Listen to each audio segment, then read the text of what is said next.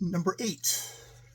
Then said the king, I like not these strange journeys, nor this faint wandering through the dreams of gods, like the shadow of a weary camel that may not rest when the sun is low. The gods that have made me to love the earth's cool woods and dancing streams do ill to send me into the starry spaces I love not, with my soul still peering earthwards through the eternal years, as a beggar who once was noble staring from the streets at lighted halls. For wherever the gods may send me, I shall be as the gods have made me, a creature loving the green fields of earth.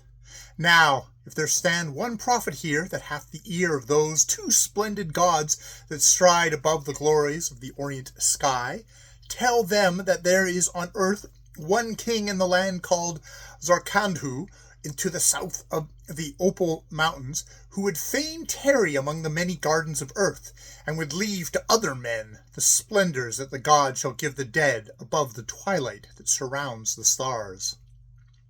Then spake Jrny, prophet of the temple of Obin, that stands on the shores of a great lake facing east. Jrny said,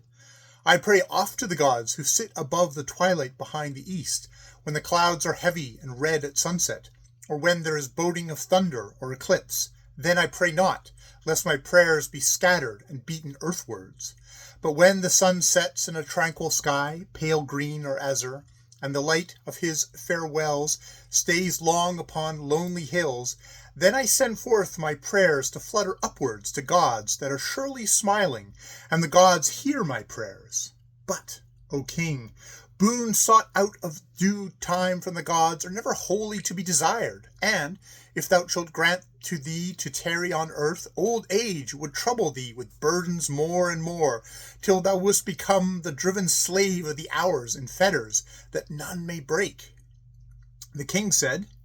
They that have devised this burden of age may surely stay it. Pray therefore on the calmest evening of the year to the gods above the twilight, that I may tarry always on the earth, and always young, while over my head the scourges of the god pass and alight not. Then answered Jrny, The king hath commanded, yet among the blessings of the gods there always cries a curse. The great princes that make merry with the king, who tell of the great deeds that the king wrought in the former time, shall be by one by one grow old. And thou, O king, seated at the feast, crying, Make merry, and extolling the former time, shall find about thee white heads nodding in sleep, and men that are forgetting the former time.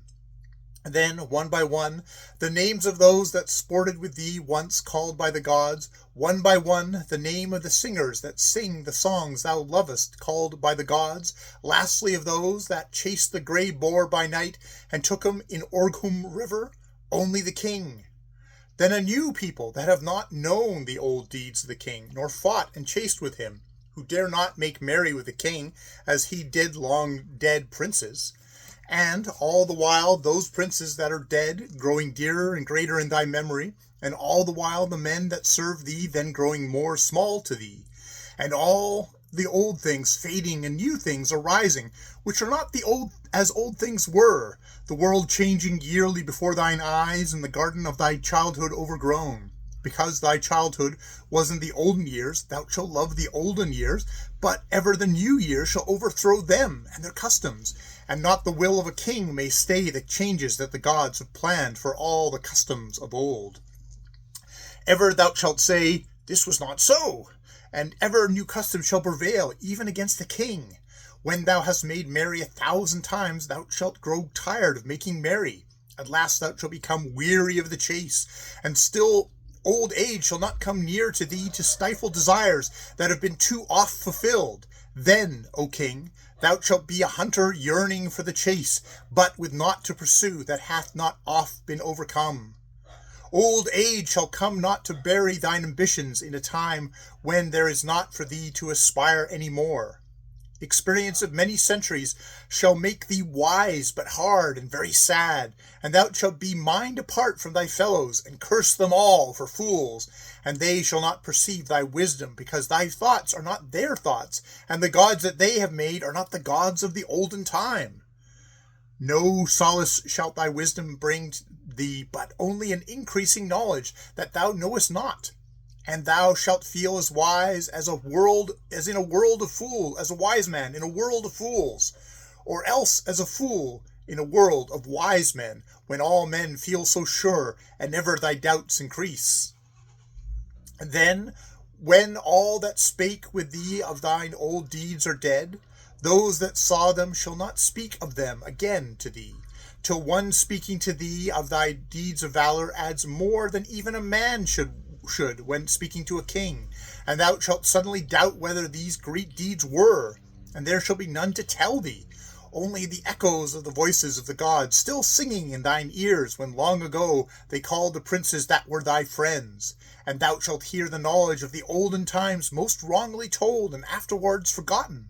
Then many prophets shall arise claiming discovery of that old knowledge. Then thou shalt find that seeking knowledge is vain, as the chase is vain, as making merry is vain, as all things are vain. One day thou shalt find that it is vain to be a king.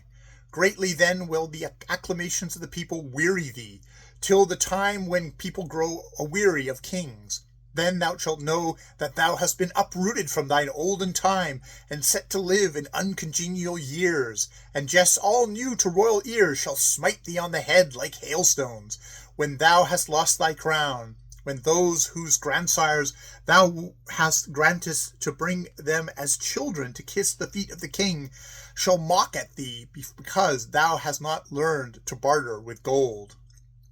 Not all the marvels of the future time shall atone to thee for those old memories that glow warmer and brighter every year as they recede into the ages that the gods have gathered. And always dreaming of thine long-dead princes and of the great kings of the other kingdoms in the olden times, thou shalt fail to see the grandeur to which a hurrying, jesting people shall attain in that kingless age. Lastly, O king, thou shalt perceive men changing in a way that thou shalt not comprehend, knowing what thou canst not know, till thou shalt discover that these are men no more, and a new race holds dominion over the race whose forefathers were men.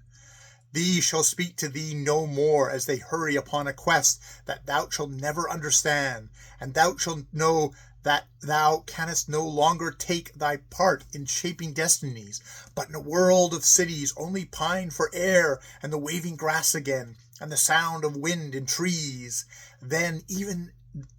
this shall end with the shape of the gods in the darkness gathering all lives but thine, when the hills shall fling up earth's long-storied heat back to the heavens again, when earth shall be old and cold with nothing alive upon it but one king. Then, said the king,